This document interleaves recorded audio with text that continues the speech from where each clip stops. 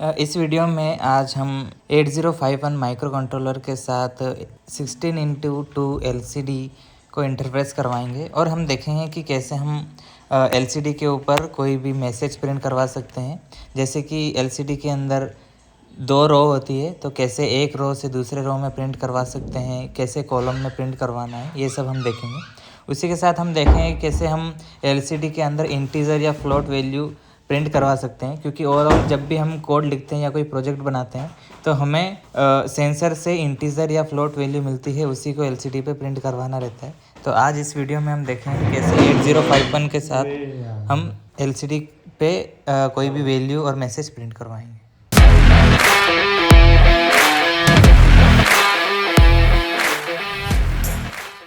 तो हम code start करते हैं और इसका कोड हम माइक्रोविजन 5 किल में करेंगे, जिसमें सबसे पहले हम हैज़ इंक्लूड करके एक लाइब्रेरी रहती है, क्योंकि हम 8051 के अंदर कोड कर रहे हैं तो हम इसके लिए reg52.h करके एक लाइब्रेरी ऐड करना होता है। यहाँ पर .h करके एक फ़ाइल है, मतलब ये एक हेडर फाइल है जो यहाँ पे यूज़ की है।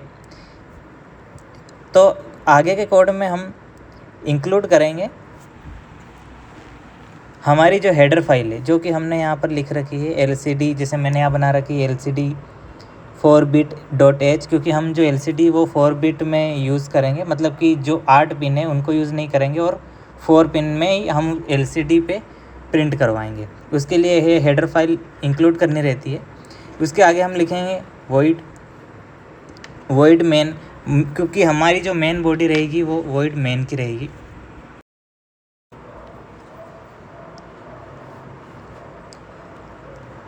वॉइड मेन के अंदर हम वाइल लिखते हैं और वाइल की कंडीशन हम 1 दे देते हैं, मतलब कि ये हमेशा ही ऑन ही रहेगा, मतलब चलता रहेगा, क्योंकि जो हमारा कोड है वो इसके अंदर से होके चलना चाहिए। LCD में प्रिंट करवाने के लिए सबसे पहले हम LCD इन इट करेंगे, क्योंकि इन इट मतलब कि LCD हमको इनिशियलाइज़ करना पड़ेगा। और ये जो LCD इन इट का जो फंक्शन है वो हमने LCD जो हमने हेडर फाइल दी है उसके अंदर लिख रखा है। उसके बाद यहाँ पर हम लिखेंगे सेट कर्सर, क्योंकि इससे जो कर्सर है LCD का वो सेट होगा कि हम LCD पे कहाँ क्या प्रिंट करवाना चाह रहे हैं। यहाँ पर मैंने 00 लिख दिया है। उसके बाद प्रिंट के अंदर मैं कुछ लिखूँगा, जैसे कि हमें कुछ भी प्रिंट करवाना है। फॉर एग्ज़ाम्पल मैं लिख देता हूँ हेलो वर्ल्ड हम LCD पे प्रिंट करवाएंगे। 00 का मतलब है कि पहली रो और पहले कॉलम से हमारा जो हेलो वर्ल्ड है वो स्टार्ट होगा। अब हमारा जो भी कोड है उसको हम कंपाइल करेंगे और देखेंगे कि कोई एरर आ रहा है कि नहीं आ रहा है। इस कोड को हम प्रोटियस के अंदर चलाएंगे।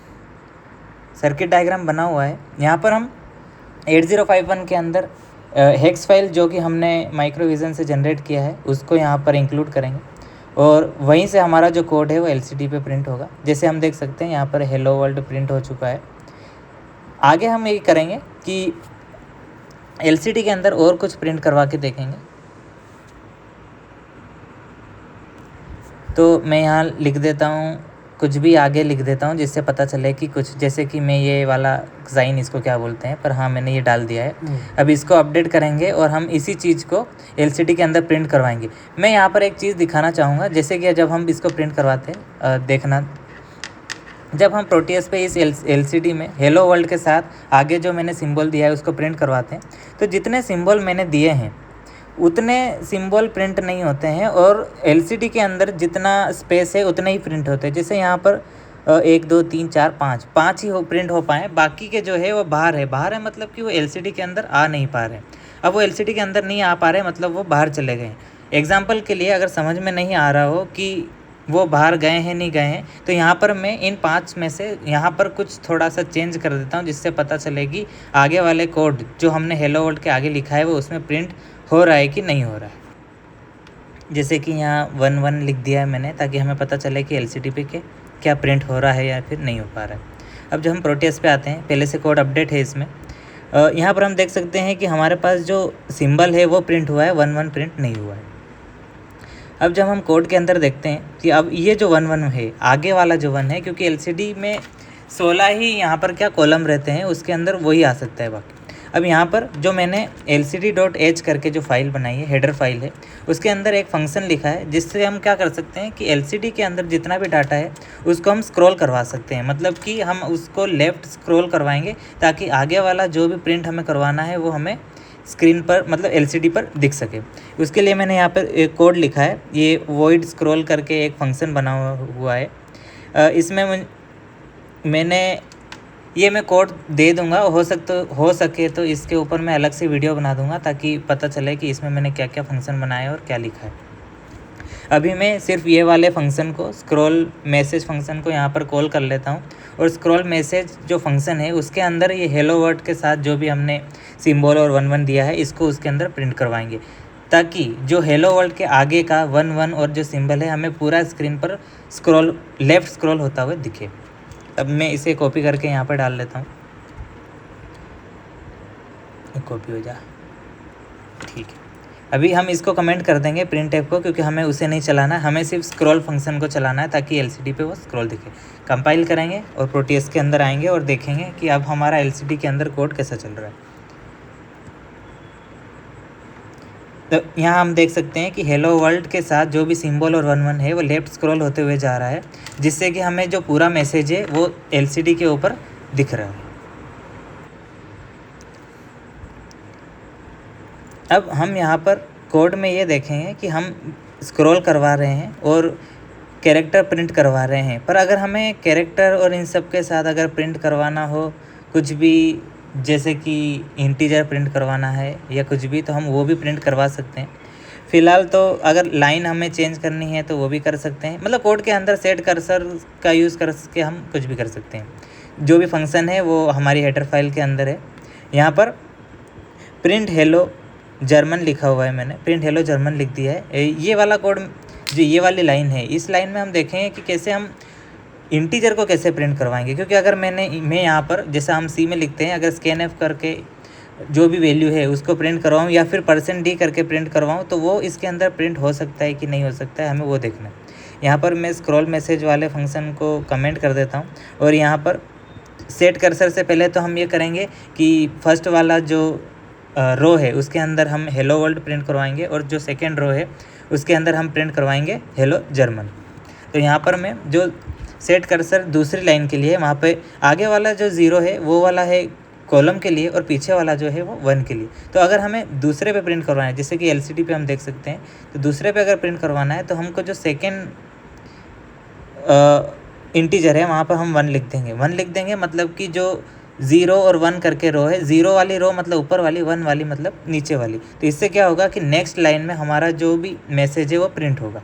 अब प्रोटीएस पे अगर हम देखेंगे कंपाइल करके, प्रोटीएस पे देखते हैं कैसा दिखता है। हेलो वर्ल्ड हमें फर्स्ट रो में दिखा और हेलो जर्मन जो है वो सेकेंड रो में दिखा।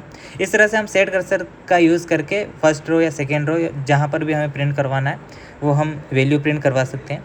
अब मैं जैसे बोल रहा था कि अगर हमें कोई इंटीजर प्रिंट करवाना हो, क्योंकि हमारे पास जो हेडर फाइल है उसके अंदर मैंने इंटीजर का कोई फंक्शन नहीं डाला है कि उसको इंटीजर से भी हम प्रिंट करवा सकते हैं। अब यहाँ पर अगर मैं इंट n = 1 करके कोई वैल्यू लेता हूँ और उसको चाहूँ कि प्रिंट हो जाए LCD के अंदर, क्योंकि हमने फंक्शन तो उसका लिख नहीं रखा है, और अगर हम डायरेक्ट अगर %d लगा के, जैसा हम प्रिंटफ C कोडिंग के अंदर करते हैं, वैसा अगर लिखूँ तो क्या उसके अंदर ये जो वैल्यू है ये प्रिंट होती है या नहीं होती है। तो यहाँ पर मैंने %d करके i कर दिया, कंपाइल कर दिया। अब देखते हैं कि i की वैल्यू प्रिंट हो रही है या नहीं हो रही है।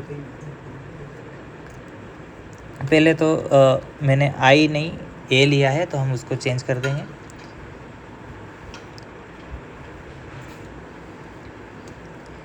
अभी इसको 0 एरर आ रहा है, कंपाइल कर दिया है। अभी हम इसमें प्रोटीएस में जाके देखेंगे कि इसको उस पर प्रिंट करवाने पर हमारी a की जो वैल्यू है वो प्रिंट हो रही है या नहीं हो रही।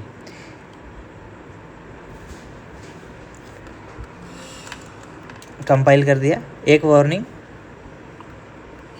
एक कुछ एरर आ रहा है। अब यहाँ पर एक चीज़ देख सकते हैं कि मैं जब इसको कंपाइल कर रहा हूँ, क्योंकि हमारे पास उसके लिए कोई फंक्शन नहीं है और हम इंटीजर को सीधा प्रिंट करवा रहे हैं, क्योंकि ये C का कोड नहीं है कि हम यहाँ पर प्रिंट करवाएं और प्रिंट हो जाए, इसलिए हम यहाँ पर एक एरर और एक वार्निंग मिल रही है। और यहाँ पर जो %d करके i लिखा है उसके लिए हमें वार्निंग मिल चुकी है कि यहाँ पर जो प्रिंटफ है वो फंक्शन जो परसेंट डी मतलब इंटीजर वैल्यू को हम उसमें प्रिंट नहीं करवा सकते हैं, इसलिए जो हमारा कोड है हमें एक एरर प्रोवाइड करवा रहा है। अब अगर इस एरर को हटाना है और हमें क्योंकि इंटीजर वैल्यू चाहिए, क्योंकि हम जब भी कोड लिखते हैं तो अगर कंट्रोलर के लिख रहे हैं तो सेंसर से हमें जो भी वैल्यू चाहिए वो हमें इंटीजर या फ्लोट में मिलती है, तो एलसीडी पे इंटीजर या फ्लोट वैल्यू प्रिंट करवाना ज़रूरी है।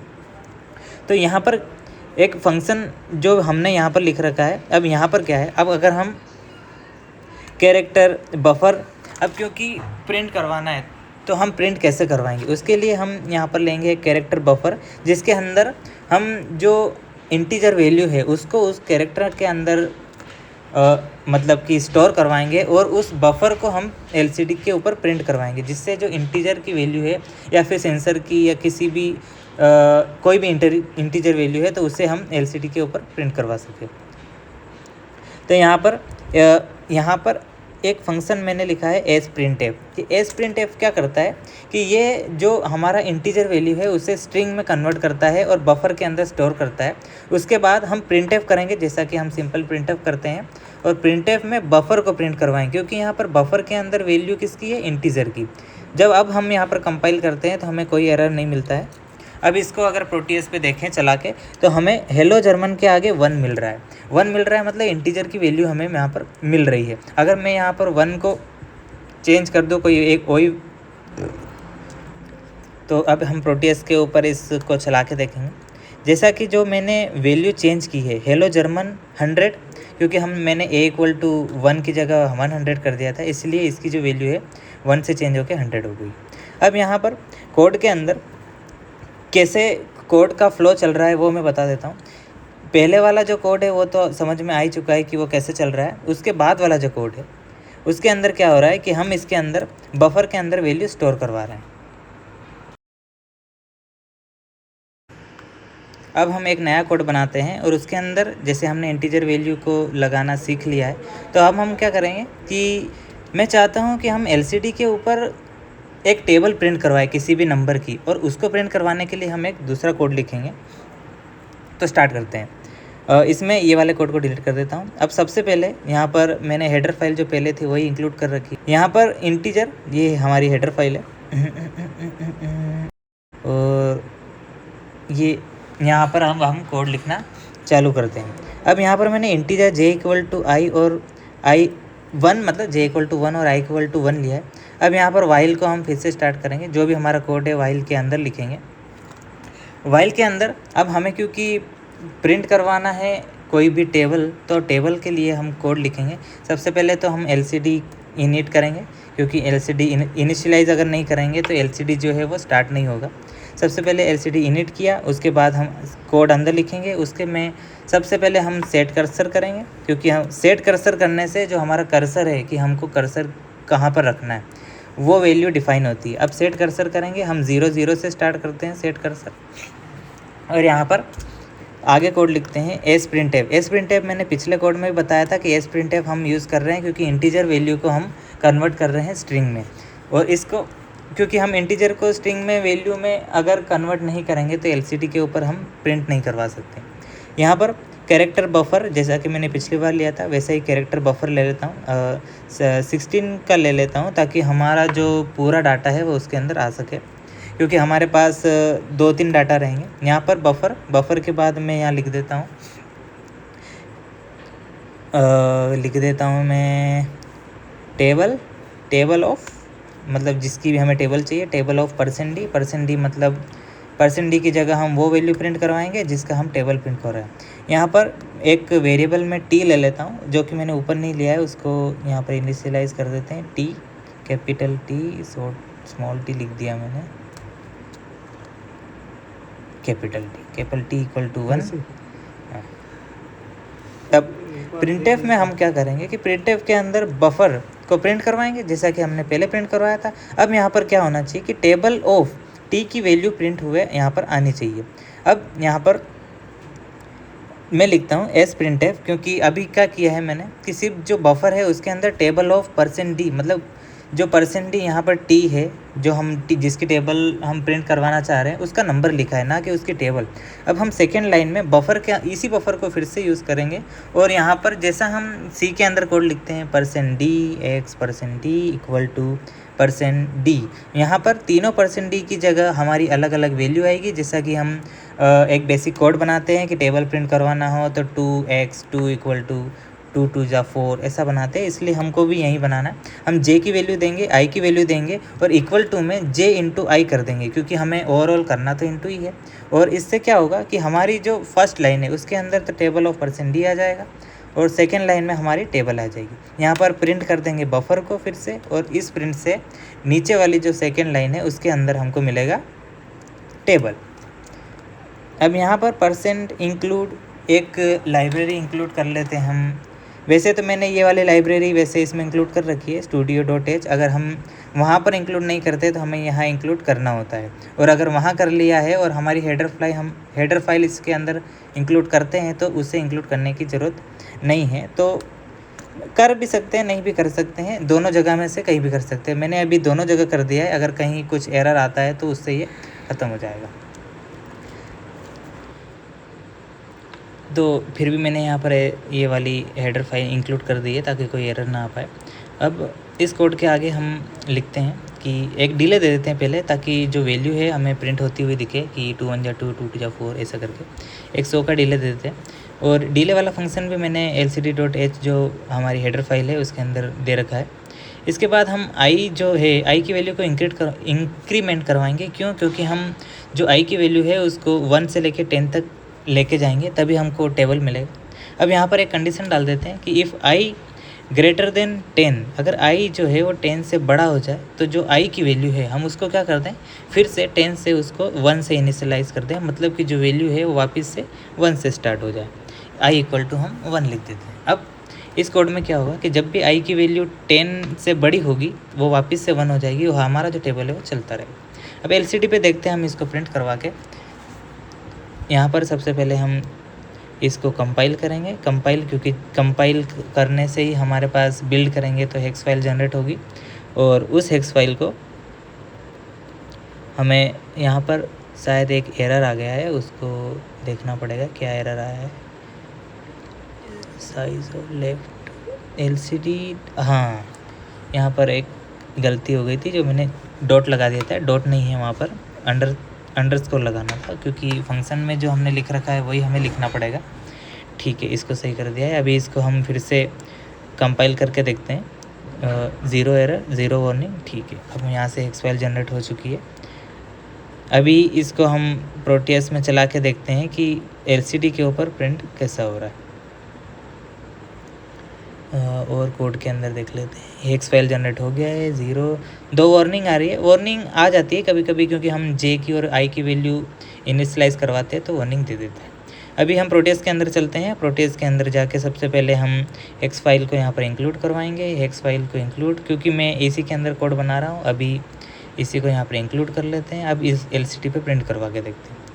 अभी LCD पे टेबल ऑफ 1 इंटू, क्योंकि अभी क्या हो रहा है कि एक ही लाइन में आ गया, मतलब कि हमने सेट कर्सर का शायद यूज़ नहीं किया है। फिर से कोड के अंदर देख लेते हैं, क्योंकि हमको वो वाली जो वैल्यू है, टेबल जो है वो नीचे प्रिंट होना चाहिए।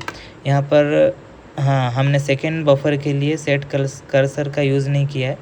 उसके लिए हम यहाँ पर सेट कर्सर करके इसी को यहाँ से कॉपी करके यहाँ डाल देता हूँ। और जैसा कि हमने पिछले कोड में किया था, हम जो रो की वैल्यू है उसको 1 कर देंगे, ताकि जो सेकेंड वाला बफर है वो सेकेंड लाइन में प्रिंट हो। अभी LCD के अंदर देखते हैं, कंपाइल कर दिया, बिल्ड कर दिया।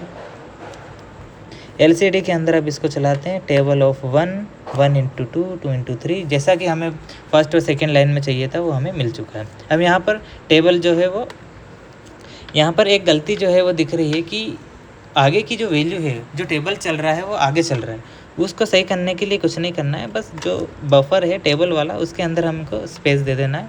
फिर से कंपाइल करेंगे, रीबिल्ड करेंगे और प्रोटेस के ऊपर चला के देखेंगे। चलाएंगे तो अभी हमको जो वैल्यू है वो, जैसे कि जब 10 के आगे बढ़े तो पता चले हमको कि वैल्यू हमारी सही आ रही कि नहीं। 8 9 10 और हमें फिर से 1 मिला। तो इससे क्या होगा, आगे वाली जो वैल्यू है वो इरेज हो जाती है, जिससे कि हमको प्रॉपर टेबल मिल रहा है। अब मैं चाहता हूँ कि जो टेबल मिल रहा है उसमें जे की वैल्यू 2 कर दूँ ताकि हमको 2 का टेबल मिले। यहाँ से क्या होगा कि अभी हमको 1 का टेबल मिल रहा था, उसके बाद हमको टेबल जो है वो किसका मिले, 2 का। फिर से कंपाइल करते हैं, रिबिल्ड करते हैं, प्रोटेस के ऊपर देखते हैं कि अभी हमको क्या वैल्यू मिल रही है। प्रोटेस चलाया टेबल, अब हमको 2 का टेबल मिल रहा है, पर हम एक गलती देख सकते हैं, टेबल ऑफ 1 ही दिख रहा है। यहाँ पर अभी हमको 2 नहीं दिखा है, क्योंकि हमको वहाँ पर भी दिखना चाहिए कि टेबल 2 का चल रहा है। उसको सही करने के लिए कोड के अंदर हम फिर से जाएंगे। अब यहाँ पर जो हम वैल्यू टी का प्रिंट करवाएं, उसको टी का प्रिंट नहीं करवाए कि किसका प्रिंट करवाएंगे, जे के, ताकि जो जे की जो वैल्यू है वो वहाँ पर प्रिंट हो, टेबल ऑफ 1 2 3 जो भी हम जे की वैल्यू देते हैं। फिर से कंपाइल कर दिया। अब इसको प्रोटेस के अंदर देखते हैं, टेबल ऑफ 2, जैसा कि हमको टेबल ऑफ 2 चाहिए था। 2 5 जा 10, 6 जा 12, 16 20, 2 2 1 जा 2 2। अभी ये 2 का जो है मतलब 2 का टेबल चल रहा है। अब मैं चाहता हूँ कि 2 का टेबल तो चलता रहे, पर यहाँ पर क्या हो कि 2 का टेबल चले, फिर 3 का टेबल चले, फिर 4 का टेबल चले, अप टू 10, मतलब हम जहाँ तक देना चाहें। तो अभी मैं क्या करता हूँ, कोड के अंदर थोड़ा सा चेंज करता हूँ, और कोड के अंदर मैं चेंज ही करूँगा कि यहाँ पर जैसे हमने जो कंडीशन लिख रखी है कि j इक्वल टू 2, तो अब हमको क्या करना है कि j इक्वल को ऐसे नहीं बढ़ाना है। हम यहाँ पर वाइल के अंदर उसको एक वो दे सकते हैं कि जो j की वैल्यू है वो जब तक 10 ना हो जाए तब तक j की वैल्यू आगे बढ़ती रहे, मतलब कि 1 2 3 4 5 6 7 8 9 अप टू 10, क्योंकि हम 10 तक टेबल प्रिंट करवा लेते हैं। तो यहाँ पर क्या करेंगे, j इक्वल टू 1 रख दिया, a इक्वल टू 1 रख दिया, मतलब हमारा टेबल जो है 1 से स्टार्ट हो। और वाइल के अंदर हम एक कंडीशन दे देते हैं कि जब तक j है वो छोटा है और बराबर है 10 के, तब तक ये वाइल के अंदर का कोड चलेगा, और जैसे ही उससे बाहर होगा नहीं तो कोड नहीं चलेगा। अब यहाँ पर जैसे हमने i को इंक्रीमेंट करवाया, वैसे ही अब j को इंक्रीमेंट कब करवाना है, तो सिंपल सा है कि जब भी i की वैल्यू 10 हो जाएगा उसके बाद हम j को एक बार इंक्रीमेंट करवा देंगे, ताकि एक जो टेबल है वो पूरा हो और दूसरा टेबल स्टार्ट हो जाए उसी के साथ, जैसे 1 का पूरा हो, फिर 2 का पूरा हो, 3 का। कंपाइल किया, अभी कोड को हम कंपाइल कर लेते हैं। कोई एक एरर दिखा रहा है, आई के लिए दिखा रहा है शायद, क्या एरर आ रहा है आई, अच्छा हाँ, यहाँ पर हमने एक कोमा लगा दिया, तो कोमे को हटाएंगे। ये इसमें थोड़ा सा भी अगर एरर दे देता, एक डॉट लगा तो बोल देता है एरर एरर। ठीक है, चलो तो अब एलसीडी पे देखते हैं। हम टेबल ऑफ 1, हमारे पास टेबल ऑफ 1 मिला है। अभी 2 आना चाहिए क्योंकि जे की वैल्यू इंक्रीमेंट होना चाहिए। हमको 2 का टेबल मिल रहा है, 2 के बाद 3 का, 4 का, ऐसे ही जो टेबल है वो आगे बढ़ता रहेगा। जैसे यहाँ पे 3 का टेबल है, 4 का टेबल, तो यहाँ पर ऐसे ही हमको 1 से 10 तक जो टेबल है वो मिल जाएगा। अगर आपको वीडियो थोड़ी भी इन्फॉर्मेटिव लगी हो या फिर कोड कोई समझ में नहीं आया हो तो कमेंट करके पूछ सकते हैं, मैं जब भी अवेलेबल रहूँगा तो बता दूँगा। और अगर आप चाहते हैं कि मैं ऐसी ही और वीडियो बनाऊं तो लाइक करें, सब्सक्राइब करें। सब्सक्राइब करने, लाइक करने से क्या होगा कि आप कमेंट करेंगे, सब्सक्राइब करेंगे तो मुझे भी मोटिवेशन मिलेगा और मैं आगे और वीडियो बना सकता हूं। तो आप जैसा ही दोस्त and the last, thanks for your support and thanks for watching. Thank you.